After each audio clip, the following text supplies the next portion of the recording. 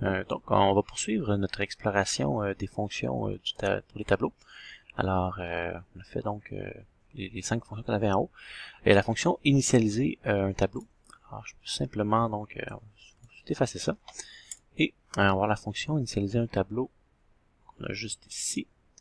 Et là, la fonction initialiser un tableau, si on prend l'aide contextuelle, elle nous demande donc c'est quoi l'élément qu'on veut utiliser pour initialiser.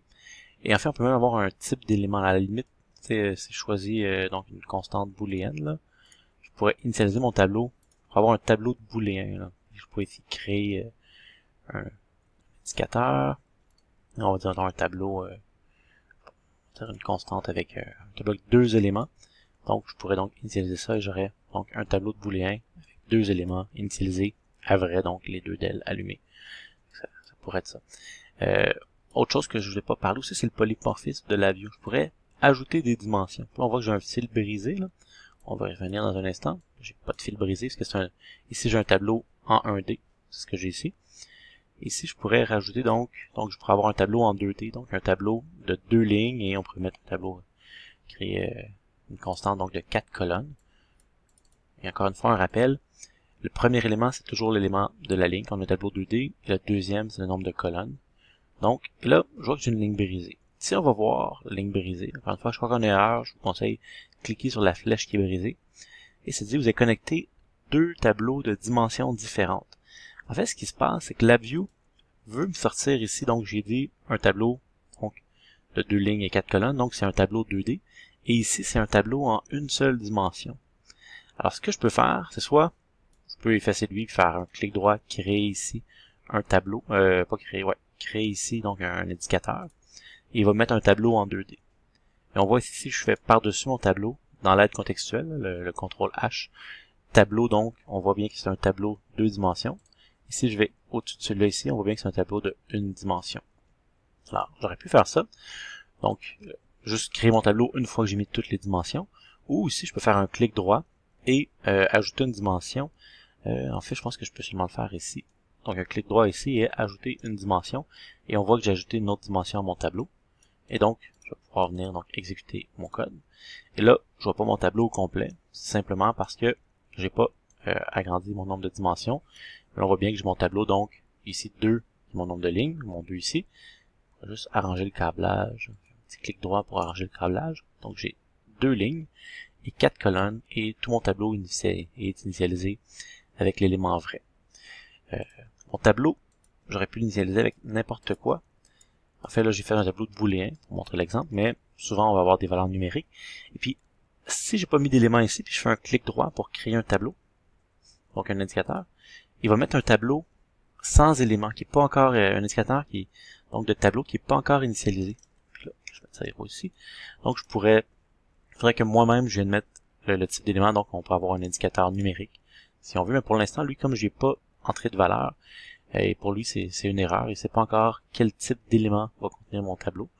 Alors, je vais pouvoir mettre donc une constante. Donc, je vais initialiser peut-être à... Oups, je vais mettre ça. Je vais lui mettre donc une constante double. Donc, ça va être un tableau donc de valeur numérique de type flottante. Je vais mettre un 0 ici. Et donc, on va avoir un tableau 2 par 4. Puis, les éléments, ça va tout être des 0. Donc, un tableau de 2 lignes et 4 colonnes. Et si je regarde ça, donc, j'ai mis 2 lignes et 4 colonnes qui sont toutes initialisées à 0. Alors, c'est pas mal le tour de la fonction initialiser un tableau. On a la fonction construire un tableau, qui, elle, donc, nous permet de construire un tableau à partir de plusieurs éléments. On pourrait, à la limite, reprendre notre tableau qu'on vient d'initialiser. On va faire ça. C'est un tableau en 2 dimensions. Ça va être un petit peu plus complexe. Donc, j'ai mon tableau en 2 dimensions que je viens de créer. On pourrait peut-être même... on va juste prendre une branche puis laisser l'indicateur là. Puis, je l'exécuter une fois pour avoir toutes mes valeurs. Donc, j'ai des 0 partout. Initialisé. Là, la fonction construire un tableau. On va pouvoir rajouter des valeurs à ça. Donc, j'ai mon tableau initial. Et je pourrais maintenant décider de rajouter un autre tableau. Donc, je vais créer ici, faire une constante tableau, tant qu'à y être. Ouf. On va y aller plutôt avec un indicateur, excusez-moi. créer ici une commande. Donc, un nouveau tableau. Là, j'ai vraiment, encore une fois, un tableau en 2D. C'est un petit peu plus complexe avec les tableaux en 2D. Je referai l'exemple aussi avec un tableau en 1D. Je pourrais mettre, mettons, un tableau d'éléments 1, 1, 1, 1. Et là, je pourrais créer ici tout simplement donc un indicateur global pour le tableau. Et là, ça va même être assez complexe. Ça va me faire un tableau donc avec plusieurs pages. Pour lui, j'ai pris plusieurs tableaux 2D que j'ai tout simplement décidé d'ajouter ensemble. Donc, il me fait un tableau un peu en 3 dimensions, donc avec un certain nombre de pages. Alors ça rend quand même la chose un petit peu plus complexe.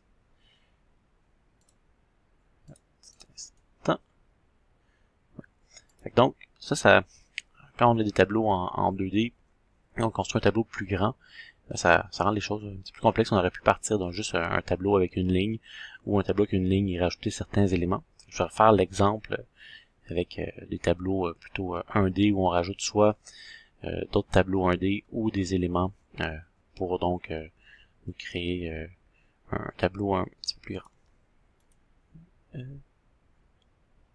Concaténer les entrées. C'est ça. On avait l'option aussi, parce que là j'ai fait un tableau un peu en 3D avec un tableau 2D, et j'aurais pu choisir de l'option concaténer les entrées. On voit le polymorphisme de la view. Et là, ça va pas me faire un tableau en 3D. Si j'ai connecté ici, ça fonctionnera pas. Si je fais un clic droit ici, créer un indicateur. Donc, je vais avoir encore une fois un tableau en 2D. Ça, c'est tableau en 2D, donc, que j'ai créé. Puis, tiens, on va reprendre la même fonction. Créer un tableau, on va voir la différence entre les deux fonctions. Donc, je vais reprendre les deux autres tableaux sans concaténer les entrées. Donc, on refait exactement c'est la même fonction, mais vous voyez, j'ai fait un clic droit, j'ai cliqué concaténer les entrées pour avoir un tableau 2D. Ça, c'est le tableau 2 où j'ai concaténé les entrées. Donc, j'ai cliqué ici sur la valeur concaténée. On va mettre aussi concaténer les entrées. Et on va exécuter ça. Là, on voit que quand j'ai choisi l'option de concaténer les entrées, il a pris mon tableau ici, mon tableau initial, où j'ai rajouté donc ce tableau-là. Fait que j'ai concaténé, j'ai pris ce tableau-là et j'ai rajouté tout de suite après le tableau qui était ici. Donc, il a concaténé les entrées. Si je sélectionne pas concaténer les entrées puis que j'ai des tableaux 2D, il comprend que je vais faire un tableau 3D. Donc, lui où j'ai pas, c'est celui-là où j'ai pas concaténé, plutôt je m'excuse, c'est ici. Et là, il va me rajouter donc une page. Fait que c'est vraiment le polymorphisme des fonctions de la view. Là, faut vraiment, on peut les changer selon certains choix. Donc, on peut construire un tableau en utilisant la concaténation ou construire un tableau sans la concaténation. Ça, c'est vraiment un choix qu'on a. Donc, on va y aller quelque chose d'un petit peu plus facile. Alors, je vais effacer mon code ici. Et on va tout simplement prendre un tableau en entrée. Donc, je vais mettre un petit tableau en entrée. Ça, on va faire un tableau juste 1D. Comme ça, on va mettre les éléments, on peut les appeler 5, 10, 15, par exemple. Et je vais utiliser la fonction construire un tableau. Donc, construire un tableau. Je peux mettre un tableau ici juste en entrée. Là, je pourrais rajouter donc des éléments à ce tableau-là. Et là, il y a plusieurs choix. Si on utilise, par exemple, on va mettre une commande numérique, et on va rajouter par exemple l'élément 20. LabView, lui, va comprendre, si vous voyez ce qui s'est passé, dès que j'ai mis, ici on voit que ça a changé, dès que j'ai mis mon élément, tout de suite, LabView a compris, comme je mettais pas les tableaux qui étaient de la même dimension, qui devait concaténer les entrées. J'aurais pu faire ici concaténer les entrées et rentrer mon élément directement. Ça aurait fonctionné. Ça aurait donné la même chose. Je pourrais créer ici donc un indicateur tableau. Donc LabView comprend que je vais rajouter 20 à ce tableau-là. Et si j'exécute ce code-là, donc je vais simplement rajouter donc l'élément 20 à ce tableau-là. Ça, c'est comment LabView a fait ça. Donc j'ai mon tableau initial, il a rajouté 20. Si j'avais mis donc mon entrée avant, ma valeur de 20 aurait rajouté avant dans le tableau, donc j'aurais d'abord eu mon 20 et ensuite le tableau, comme ça.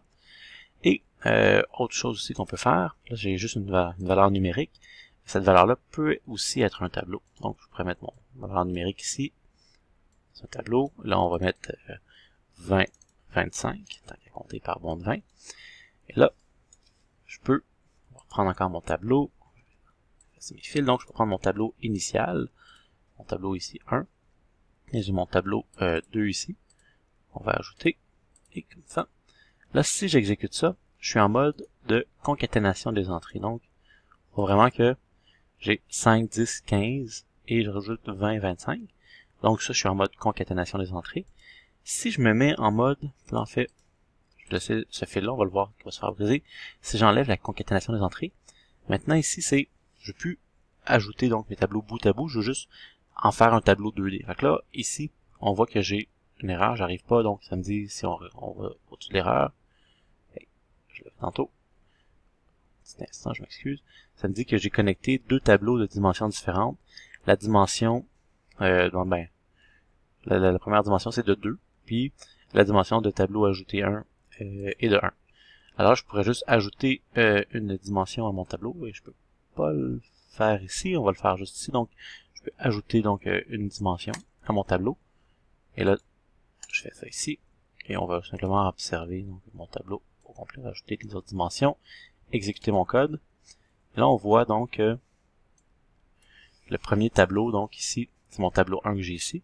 Et mon deuxième tableau ici, c'est mon tableau 2 que j'ai ici. On voit qu'ils ont été comme mes lignes ont été transposées. C'est simplement que le premier, donc, ça va correspondre à la première ligne de mon tableau en 2 dimensions. C'est ce que j'ai ici. Et ce deuxième tableau-là va correspondre à la deuxième ligne de la deuxième dimension. Et comme les deux tableaux ici, j'ai une grandeur de 3, une grandeur de 2, LabVIEW a ajouté un 0 automatiquement ici à ma valeur. Pour avoir bien un tableau 2D de bonne dimension. Même chose quand on joue avec LabVIEW, si je rajoute un élément par exemple ici, il va me rajouter des zéros partout, c'est juste ici, je peux mettre un 1, LabVIEW va me rajouter des zéros partout, c'est manquant. Alors, donc, on a vraiment donc la fonction construire un tableau, on peut faire quand même pas mal de choses, donc n'oubliez pas, il y a l'option de concaténer les entrées ou pas. Si vous utilisez donc une valeur numérique, par exemple,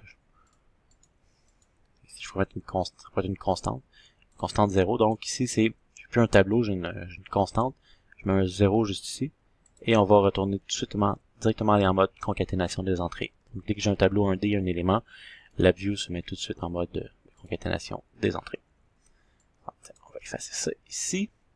Donc, on a fait donc la partie construire un tableau. On peut également aller chercher un sous-ensemble d'un tableau, là.